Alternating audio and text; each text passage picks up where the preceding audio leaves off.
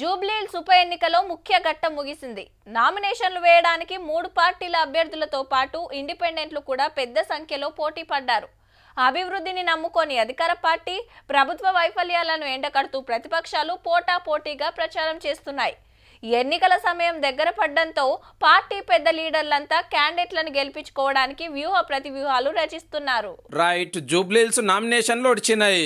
150కి మీద పోటీలో నిలబడ్డారు. ఇప్పటికైతే రేపు కాగితాలు కరెక్ట్ ఉన్నాయా లేదా అనేది చెకింగ్ చేస్తారు. నామినేషన్లు వెనుకకు తీసుకోవాలంటే ఈ శుక్రవారం దాకా టైము.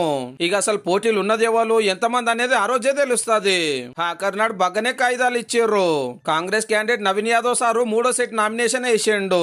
అటెంక మంత్రి వివేక్ తోటి రాజీవ్ గాంధీ నగర్ అంజన్న గుడిలో పూజలు చేసి ఇంటింటికి ప్రచారం చేసిండు.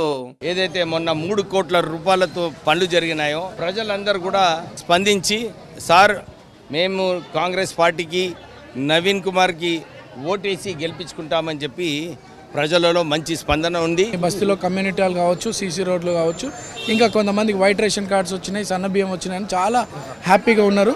వాళ్ళందరూ కూడా మాకన్నా ముందే మేము కాంగ్రెస్ పార్టీనే గెలిపించుకోవాలని నిర్ణయించుకున్నామని చెప్పి చెప్పడం మాకు చాలా సంతోషంగా భావిస్తాను. బీజేపీ అభ్యర్థి దీపక్ రెడ్డి సార్ పార్టీ అధ్యక్షుడు సెంటర్ మంత్రులతోటి జులూస్ తీసుకుంటూ పోయి నామినేషన్ వేసిండు. వీధులకు చేంజ్ అనేటువంటి ఈ ప్రభుత్వాలకు హైదరాబాద్ ప్రజలు బుద్ధి చెప్పాల్సిన ఏ బిడ్డ ఇది కిషన్ రెడ్డి అడ్డ అవునా కదా. ఈ MA party BRS party Congress party పప్పులు బీఆర్ఎస్ కి 4వ సెట్ నామినేషన్ వేసింది మాగంటి సునీతక్క.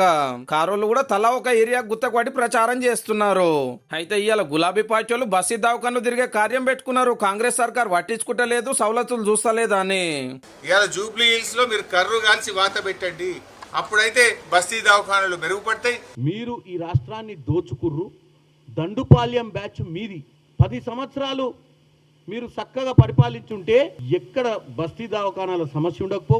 ఉస్మానియా హాస్పిటల్ని మంచిగా చేసుకుందాము, గాంధీ హాస్పిటల్ని మంచిగా చేసుకుందాము. వచ్చే నెల 11 నాడు ఓట్లు అంటే ప్రచారానికి ఇంకో 20 రోజులే ఉన్నది కాబట్టి 3 పార్టీ లీడర్లు మునుం పెట్టి తిరుగుతున్నారు.